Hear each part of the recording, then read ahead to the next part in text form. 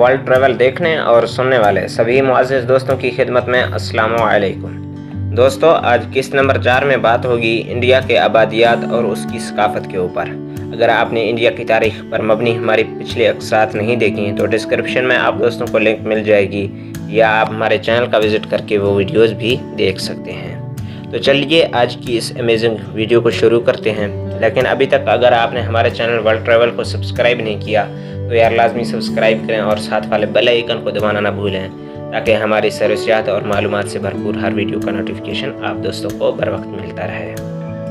जी तो दोस्तों, भारत इस वक्त आबादी के लिहाज से दुनिया का दूसरा बड़ा मुल्क है। अगर दुनिया की आबादी को 6 हिस्सों में तकसीम किया जाए तो इन 6 हिस्सों में से एक हिस्सा आबादी भारत की है। भारत में कुल दुनिया के 17.5% लोग आबाद हैं। आबादी के मुख्तलिफ शुमारियात और तनासबात को देखकर माहिरीन का कहना है कि 2025 तक भारत दुनिया का पहला सबसे बड़ा मुल्क बन जाएगा और उसकी आबादी चीन से ज़्यादा हो जाएगी। दोस्तों, भारत की 50% से ज़्यादा आबादी नौजवानों पर मुश्तमिल है, यानी जिनकी उम्र 25 साल से कम है। भारत में 1 साल से 35 साल तक उम्र वाले अफराद पूरे भारत की 65% आबादी है। ज़बानें, भारत में 1000 से ज़ायद नस्ली ग्रोह हैं जो 1000 से ज़ायद ज़बानें बोलते हैं। दुनिया के 4 बड़े ख़ानदान है ज़बान: द्राविड़ी ज़बानें, हिंद यूरोपी ज़बानें, जनूबी एशियाई ज़बानें, चीनी तिब्बती ज़बानें भारत में मौजूद हैं। भारत 2 अहम ज़बानी ख़ानदान हिंद आर्याई ज़बानें और द्राविड़ी ज़बानें की जाए पैदाइश है। अव्वल को 74% और दोम को 24% आबादी बोलती है। दीगर ज़बानों में जनूबी एशियाई ज़बानें, चीनी तिब्बती ज़बानें जैसे लिसानी ख़ानदान शामिल हैं। हिंदी ज़बान सबसे ज़्यादा बोली जाने वाली ज़बान है।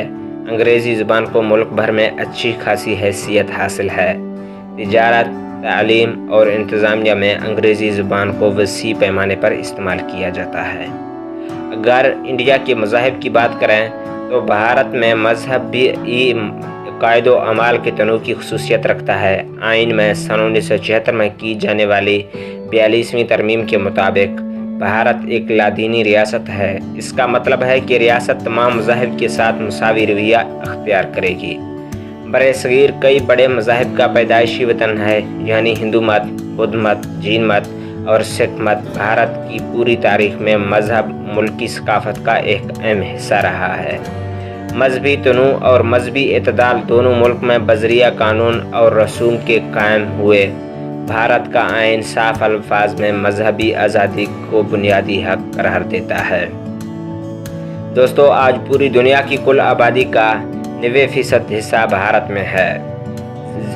कुल हिंदू आबादी का 90% भारत में है। ज़्यादातर हिंदू समाधियाँ और मंदिर भारत में हैं। इसी तरह ये ज़्यादातर हिंदू संतों की जन्मभूमि है। इलाहाबाद दुनिया की सबसे बड़ी मजहबी ज़ियारत कुंभ मेला की मेज़बानी करता है, जहाँ पर दुनिया भर के हिंदू भारत के 3 मुक़द्दस दरियाओं गंगा, दरियाए जमुना और सरस्वती के संगम पर गुस्ल के लिए आते हैं। मगरब में भारतीय तारकीन वतन ने हिंदू फ़लसफ़ा के कई पहलू को आम किया है, जैसे योगा, मुराक़बा, आयुर्वेदिक, कहानत, करम और तनासख वगैरह के नज़रियात। 2011 में भारत में की जाने वाली मरदमशुमारी के मुताबिक कुल आबादी का 79.8% हिंदू और 14.2% मुसलमान हैं, जबकि 6% दीगर मज़ाहिब जैसे मसीहियत, सिख मत, बुद्ध मत, जैन मत वगैरह हैं। मसीहियत भारत का तीसरा बड़ा मज़हब है। पारसी और यहूदी कदीम भारत में आबाद थे। आज के दौर में उनकी तादाद महज हज़ारों में है। भारत की तारीख़ हज़ारों साल पुरानी है। इस वजह एक जोग्राफियाई खित्ता होकर भारत में काफ़ी नमूद देखने में आया है। भारत की आबादी की गालिब अक्सरियत हिंदू मत की पैरोकार है, ताहम कोई एक तारीफ़ कभी देखने में नहीं आई कि हिंदू कौन है। आर्या समाज के कई लोग बुत परस्ती को नहीं मानकर भी हिंदू हैं। ब्रह्मो समाज के लोग तौहीद का अकीदा रख कर भी हिंदू हैं। हिंदू धर्म के ज़्यादातर लोग कसरत, अलवा और बुत परस्ती के कायल हैं, मगर वो उन लोगों को भी अपने में कबूल करते हैं। हज के खुदा को नहीं मानने वाले मुल्हिद भी हिंदू हैं। माजी में भारत के पहले वज़ीर आज़म جواہر لال نہرو ملحد تھے۔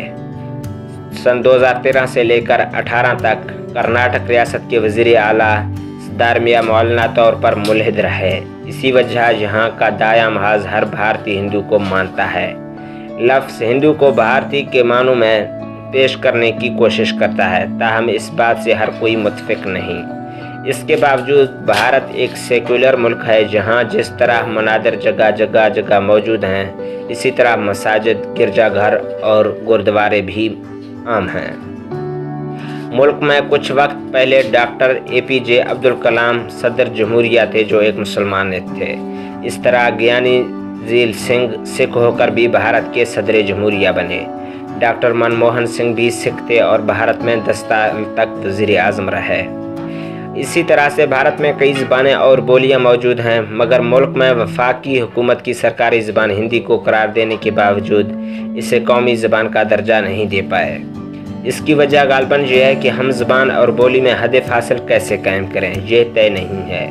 لوگ جدید طور پر بھوجپوری زبان بولتے ہیں، جو ہندی زبان سے کافی مشابہ ہے، اور دونوں زبان کے لوگ ایک ہی انداز میں بات کرتے ہیں اور ایک دوسرے کو سمجھتے ہیں۔ تاہم بھوجپوری لوگ اپنی زبان کو ہندی سے الگ ماننے لگے ہیں۔ یہی حال راجستھانی زبان اور کچھ اور بولیوں کا ہے۔ ہندی کے خلاف سے سب سے زیادہ احتجاج جنوبی ہند کی ریاست تمل ناڈو میں ہوئے ہیں۔ اس کی وجہ سے ریاست کے زیادہ تر مدارس میں لوگ ہندی نہیں پڑھاتے۔ بھارت میں مرکزی اور ریاستی زبانوں کے جھگڑے بھی ہوئے ہیں، اور اس کے علاوہ اردو زبان کو اس کا مستحقہ مقام دینے کا مسئلہ ایسا رہا ہے جس پر سیاسی حلقے سنجیدگی سے کام نہیں کرتے۔ پھر بھی بھارت ایک ہمہ لسانی ملک کے طور پر عالمی پہچان بن چکا ہے۔ اس کے کئی بین الاقوامی مطالعے بھی ہو چکے ہیں۔ بھارت کی ثقافت میں نرینہ اولاد کو سبقت دینے کی وجہ سے مادہ اسقاط حمل کی رواج سے نر اور مادہ بچوں کے تناسب میں انتشار پیدا ہو گیا ہے۔ ہندوستانی ادب بھارت میں قدیم دور میں تحریری روایتوں کی کمی رہی۔ ہندو میں مذہبی طور پر مقدس 4 وید زبانی روایتوں کے ذریعے فروغ پائے۔ بعد کے دور میں ان سے متاثر ہو کر کئی اور کتابیں وجود میں آئیں، جیسے کہ اپنشد، اپوید، بران، برہمنا، اتہاس وغیرہ شامل ہیں۔ دوستو، قدیم راجگان اور مہاراجگان کے دور سے لے کر مسلمان سلاطین اور مغلوں کے دور میں درباری شاعر اور مورخوں کی حوصلہ افزائی کی جاتی رہی ہے۔ ہندوستان کے کچھ حصے پر فاتح محمود غزنوی نے اپنے درباری شاعر فردوسی کو اپنے خود کی تاریخ بعنوان شاہ نامہ لکھنے پر مامور کیا۔ جب فردوسی نے پوری ایمانداری سے شاہ نامہ لکھ دیا، تب بادشاہ نے وعدہ شدہ انعام دینے سے انکار کر دیا۔ ایسے میں فردوسی بد دل ہو کر دربار سے رخصت ہوا۔ وہ یہ باور کرنے لگا کہ محمود میں شاہی خون کی کمی ہی شاید رہی ہے کہ وہ اپنے وعدے سے مکر گیا۔ اس کے کچھ عرصہ بعد محمود غزنوی اپنے کیے پر نادم ہوتا ہے اور وعدہ شدہ رقم فردوسی کے گھر پہنچاتا ہے، مگر تب تک وہ انتقال کر جاتا ہے۔ اس کی بیٹی نے یہ کہہ کر انعامی رقم لینے سے انکار کر دیا کہ جب جس سے وعدہ کیا گیا تھا وہ نہیں رہے تو یہ رقم لینے سے کیا حاصل۔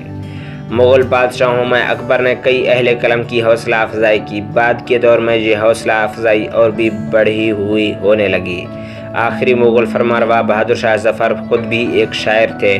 انہوں نے استاذ ذوق اور مرزا غالب جیسے کئی لوگوں کی حوصلہ افزائی کی تھی جو اصحاب قلم شاعر تھے۔ دوستو، برطانوی ہند میں ربندر ناتھ ٹیگور گیتانجلی لکھے تھے، جس کے لیے انہیں نوبل انعام بھی ملا تھا۔ آزاد ہندوستان میں بھی کئی اہل علم قلم بھارت میں گزرے۔ ملک کے پہلے وزیر اعظم پنڈت جواہر لال نہرو ایک تاریخی دستاویز ڈسکوری آف انڈیا لکھے تھے۔ مشہور مصنفہ اروندھتی رائے سکستے لوگ نامی ناول لکھا تھا، جس کے لیے اسے بکر انعام دیا گیا تھا۔ آج کی یہ ویڈیو تھی دوستو انڈیا کی آبادیات اور اس کی ثقافت کے بارے میں۔ کل انشاءاللہ ایک نئے ملک پر حیرت انگیز معلوماتی ویڈیو کے ساتھ دوبارہ آپ دوستوں کی خدمت میں حاضر ہوں گے۔ تب تک ہمارے چینل کو سبسکرائب نہیں کیا تو لازمی سبسکرائب کریں اور ویڈیو کو لائک اور شیئر ضرور کیجیے گا۔ تب تک دیجیے گا اجازت، اللہ حافظ۔